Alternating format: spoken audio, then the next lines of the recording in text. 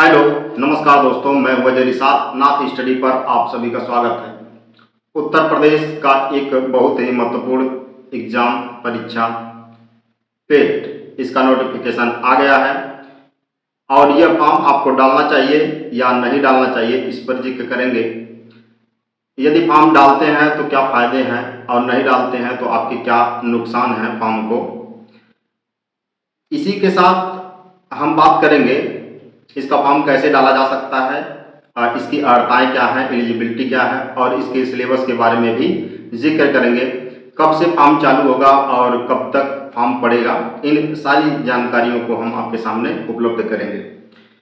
यह क्लास आपके लिए बहुत ही इम्पॉर्टेंट होगा, ये जानकारी पेट के बारे में, क्योंकि आप अगर उत्तर प्रदेश से बिलोंग करते हैं तो आपके लिए ये बहुत महत्वपूर्ण सूचना होने वाली है।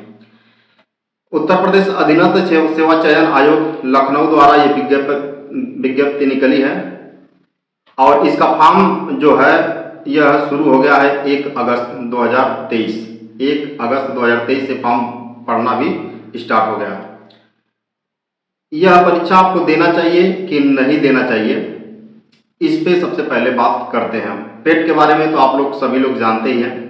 पेट के द्वारा मतलब प्रारंभिक अर्हता परीक्षा जो है पेट, इसके द्वारा समूह ग तक की नौकरियां आप प्राप्त कर सकते हैं उत्तर प्रदेश में, जो कि अपने आप में बहुत ही मायने रखता है। समूह ग की नौकरियां तक इसे आप प्राप्त कर सकते हैं। आपका शिकायत तो होगा कि इसके पहले सर 2 बार हम लोग दे चुके हैं और अभी तक कोई बढ़िया वैकेंसी देखने के लिए नहीं मिली। अभी तक पेट के माध्यम से कोई बढ़िया वैकेंसी देखने के लिए नहीं मिली। जैसे 10,000 आ जाए, 20,000 आ जाए, 50,000 कोई वैकेंसी आ जाए, ऐसा देखने के लिए नहीं मिला। तो हम बार बार फॉर्म क्यों डालें, ये सवाल आपके मन में उठ रहा होगा। तो मैं बता दूं, इसके पहले फॉर्म पड़ चुका, 2 बार एग्जाम हो चुका है इसका पेट का, और ये तीसरा बार होने वाला है।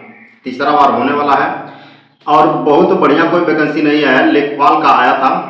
लेखपाल एक बहुत ही बढ़िया नौकरी है, इसको आप जानते हैं।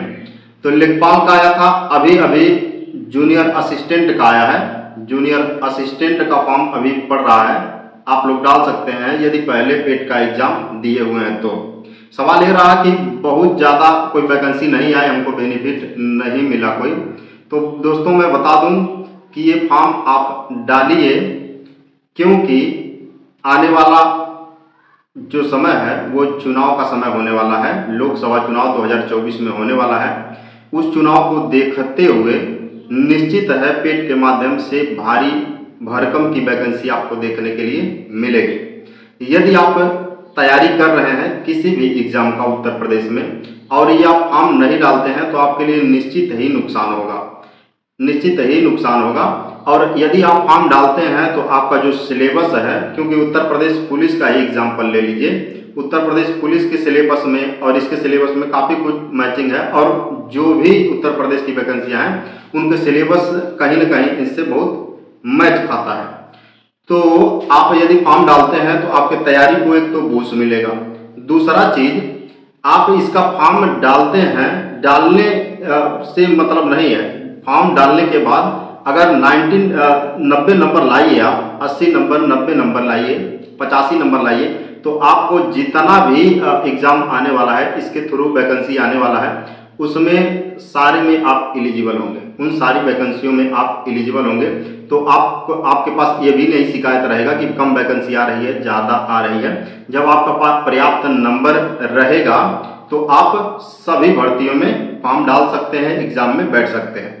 यहाँ पर सवाल यह है कि लाखों लोग परीक्षा देंगे, पेट में लाखों लोग परीक्षा देंगे और यहाँ से छट जाएंगे काफ़ी लोग। तो जो सेकेंड स्टेज का एग्जाम होगा उसमें आप बहुत कम कंपटीशन करके आप नौकरी पा सकते हैं, क्योंकि बहुत रास्ता आसान हो जाता है और जल्दी वैकेंसी फाइनल हो जाती है। जैसे लेखपाल का ही देख लीजिए, अभी जो प्रक्रिया में है लेखपाल का, कितना जल्दी हो गया, 6 महीने से कम समय में हो गया। मान लीजिए 10,000, 2,000, 4,000 वैकेंसी आ गई तो कितना 10,000, 15,000 बच्चों का एग्जाम कराना होगा। अब 10-15,000 बच्चों का एग्जाम होगा तो वो मंडल के स्तर पे होगा। जैसे मंडल के स्तर पे, मंडल के मुख्यालय पर उसका सेंटर बनेगा तो धांधली होने की थोड़ी संभावना कम हो जाएगी और जब कम बच्चे एग्जाम देंगे तो उसका जो कॉपी है, कॉपी चेक करने का और प्रक्रिया करने का समय कम लगेगा, ठीक ना। तो आप यहाँ पर फॉर्म डालिए, फॉर्म डालने के साथ साथ ज़्यादा से ज़्यादा नंबर गेन करिए, तब आपके लिए फायदा है। नहीं तो अगर आप 50-60 नंबर में अटक जाते हैं तो कोई फायदा नहीं है। हाँ, अगर आप फॉर्म डालते हैं, आप अपने आप को इतना एलिजिबल समझते हैं, तो आप नंबर लाइए, 80 नंबर लाइए, 85 नंबर लाइए, 80 से प्लस नंबर लाइए, मैक्सिमम वैकेंसियों में आप बैठिए, तो उसके वहाँ के लिए आपको बहुत फायदा होने वाला है। बस आप कोशिश ये करिए कि ज़्यादा से ज़्यादा नंबर लाइए।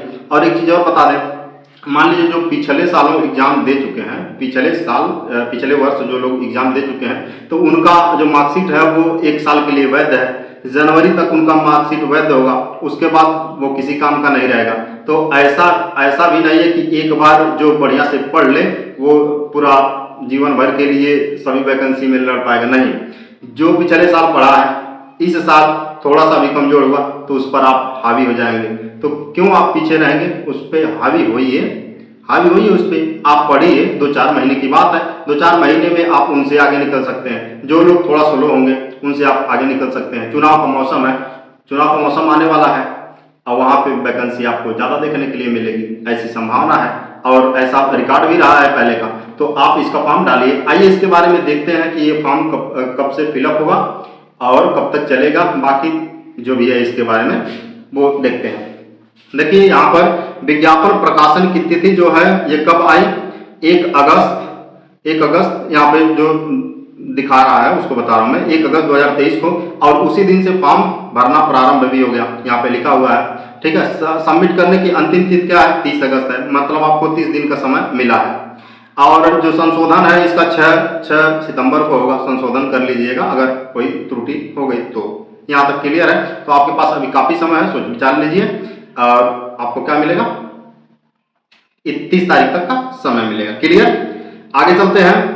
ऑनलाइन आवेदन होगा, ये तो आम बात है, ऑनलाइन आवेदन होगा। यहाँ पे वेबसाइट दिया हुआ है, यहाँ पर जाकर आप आवेदन कर सकते हैं। बाकी कई साइट हैं, आपका फेवरेट है सरकारी रिजल्ट, वहां से भी आप इसका फॉर्म देख सकते हैं, ठीक है।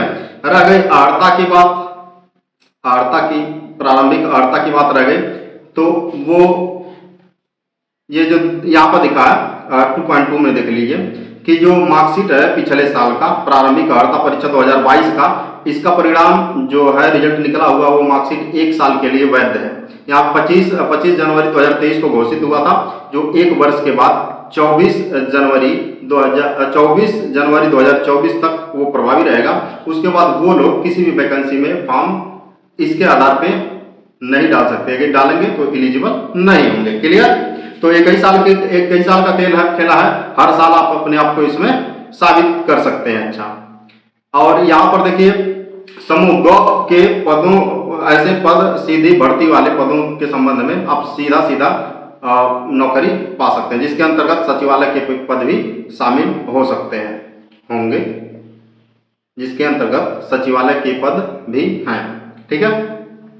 नीचे आइए देखते हैं कि इसका आवेदन पत्र भरने की प्रक्रिया क्या है। पहले तो रजिस्ट्रेशन होगा, सब जानते हैं, फोटो होगा, फोटो हस्ताक्षर होगा, फॉर्म का जो फॉर्म के बारे में विशेष भरना है, फीस सबमिट करना है, प्रिंट आउट बाद में ले लेना है, आप स्क्रीनशॉट ले लीजिएगा, उसको डाउनलोड कर लीजिएगा, ये चीज कर लेना है फॉर्म भरने के लिए। आगे चलते हैं। कैंडिडेट का रजिस्ट्रेशन पहले होगा, फोटो और हस्ताक्षर अपलोड होगा। फोटो हस्ताक्षर अपलोड करने के लिए मैं आपको बता दूं, अगर आप साइबर कैफ पे जाएंगे तो काफ़ी समय लगता है। अगर आप बढ़िया स्टूडेंट हैं, पढ़ने वाले हैं, तो आप साइबर कैफ पे मत जाइए, इतना एलिजिबल हैं। अब कोई भी हो, ट्राई तो करो यार, आपके पास स्मार्टफोन है, स्मार्टफोन से सभी फॉर्म डालो। करना क्या है, एक फोटो खींच लीजिए, ठीक है।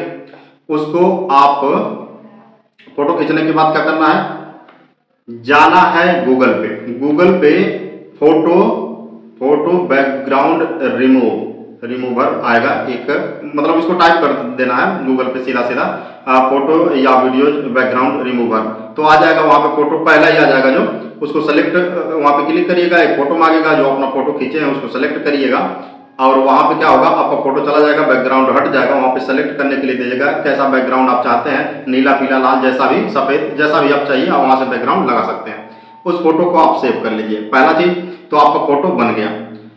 उसके बाद वहाँ पे दिखा रहा चेहरा स्पष्ट होना चाहिए, जब फोटो खींचेंगे तो स्पष्ट ही होगा। आप जानते हैं पासपोर्ट साइज फोटो कैसा होता है। उसके बाद आपको क्या करना होगा, आपके जो फोटो का साइज होगा वो बहुत बड़ा होगा, तो साइज को क्या करना है, फिर गूगल पे जाना है। गूगल पे जाने के बाद यहाँ पर देखिए साइज क्या मांगा हुआ है, थोड़ा आगे चलते हैं। चेहरे कान दोनों तरफ दिखने चाहिए, चश्मा नहीं पहनना चाहिए, चश्मा मत पहनिएगा। कैमरे की सीधा देखिएगा, फोटो जैसे खिंचाते हैं वैसे खिंचा लीजिएगा। जिसमें चेहरा जो हो वो 70% के लगभग हो, जैसा भी आप फोटो खिंचाते हैं वैसा ही लगेगा। ये साइज जो है, साइज के पीछे मत जाइए, साइज ऑटोमेटिक वहाँ पे बन जाएगा।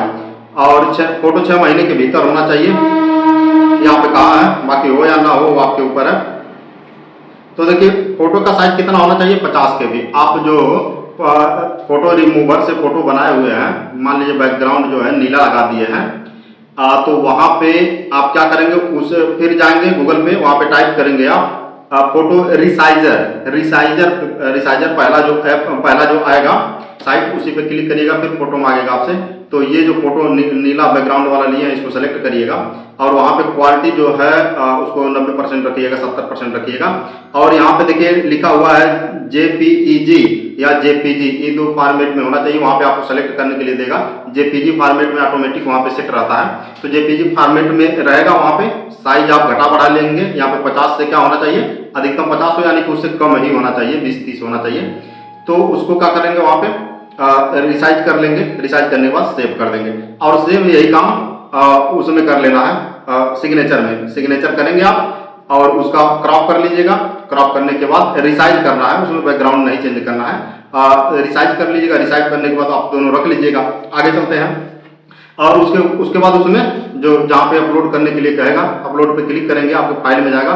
फाइल से जो फोटो जहाँ मांगेगा, सिग्नेचर और फोटो मांगेगा, वहाँ पे लगा दीजिएगा। अगर आपका फोटो इसमें लगने के लायक होगा, एलिजिबल होगा, तो ऑटोमेटिक एक्सेप्ट करेगा। अगर कुछ कमी रहेगा तो एक्सेप्ट नहीं करेगा। अगर एक्सेप्ट कर लिया तो आप उसको मान लीजिए हो गया। यदि रिसाइजर से नहीं करना चाहते हैं आप, तो व्हाट्सएप पे एक बार किसी को भेजिएगा, वही फोटो जो बैकग्राउंड चेंज किए हैं व्हाट्सएप पे भेजिएगा और फिर उसको वापस मंगा लीजिएगा। उसका जो साइज है वो कम हो जाएगा। क्लियर। यहाँ से फोटो और जो सिग्नेचर है आप अपलोड कर सकते हैं। सिग्नेचर हिंदी या अंग्रेजी में हो, कोई भी चलेगा, जो आपका पैन कार्ड पे हो वही करिएगा। फीस का भुगतान डेबिट कार्ड, क्रेडिट कार्ड या नेट बैंकिंग से हो जाएगा। मतलब गूगल पे चलाते हैं, फोन पे चलाते हैं, UPI कोई भी ऐप चलाते हैं तो वहाँ से आपका हो जाएगा। क्रेडिट कार्ड, डेबिट कार्ड की बात करें, डेबिट कार्ड अगर ATM कार्ड है आपके पास तो ATM कार्ड से भी कर सकेंगे। ATM कार्ड पे जाइए, वहाँ पे सिलेक्ट करिए और डेबिट कार्ड को सिलेक्ट करने के बाद आपसे कार्ड नंबर मांगेगा, CCV मांगेगा, एक्सपायरी डेट मांगेगा। तो ये तीनों डाल के जब क्लिक करेंगे आप, तो आपके जो रजिस्टर्ड मोबाइल नंबर है उस पर OTP जाएगा।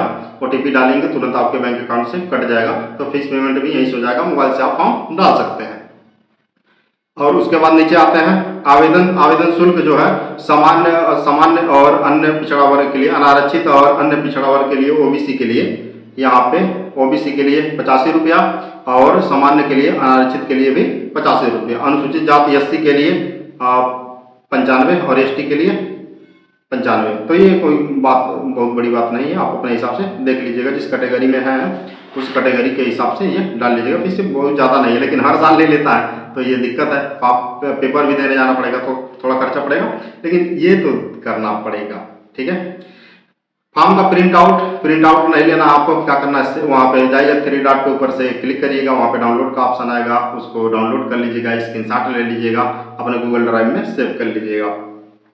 शैक्षिक अर्हता हाई स्कूल या उसके समकक्ष होना चाहिए। हाई स्कूल एग्जाम पास किए हैं तो आप इसका फॉर्म डाल सकते हैं। उम्र कितना होना चाहिए, 18 वर्ष से 40 वर्ष तक होना चाहिए। यदि आप 1 जुलाई 2023 को 18 वर्ष के हो गए हैं तो आप इसका फॉर्म डाल सकते हैं। और कितने के होना चाहिए, 40 साल तक, 40 वर्ष तक आपकी उम्र होनी चाहिए। अगर उम्र में छूट चाहते हैं तो यहाँ पे नीचे कुछ दिया गया है, जैसे कुशल खिलाड़ी हो, अन्य भूतपूर्व सैनिक हो, अन्य चीज़ों के बारे में दिया गया है। यहाँ पे आप 40 साल के ऊपर के भी हैं तो फॉर्म डाल सकते हैं। बस आपके पास कुछ अलग से एलिजिबिलिटी होनी चाहिए।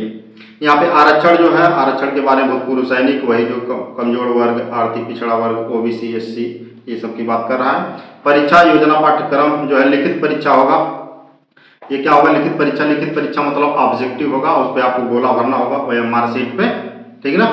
और उसके बाद यहाँ पे बहुत ज़्यादा बच्चे हैं तो बहुत ज़्यादा हैं तो क्या होगा, आपको कई शिफ्ट में एग्जाम देना पड़ सकता है। जैसे आपको नहीं देना पड़ेगा, मतलब लोगों को कई शिफ्ट में एग्जाम होगा, 2-4 दिन भी एग्जाम चल सकता है, 2 दिन भी चल सकता है। तो उसी के अकॉर्डिंग यहाँ पे क्या होगा, नॉर्मलाइजेशन होगा, नॉर्मलाइजेशन के आधार पे यहाँ पे नंबर दिया जाएगा।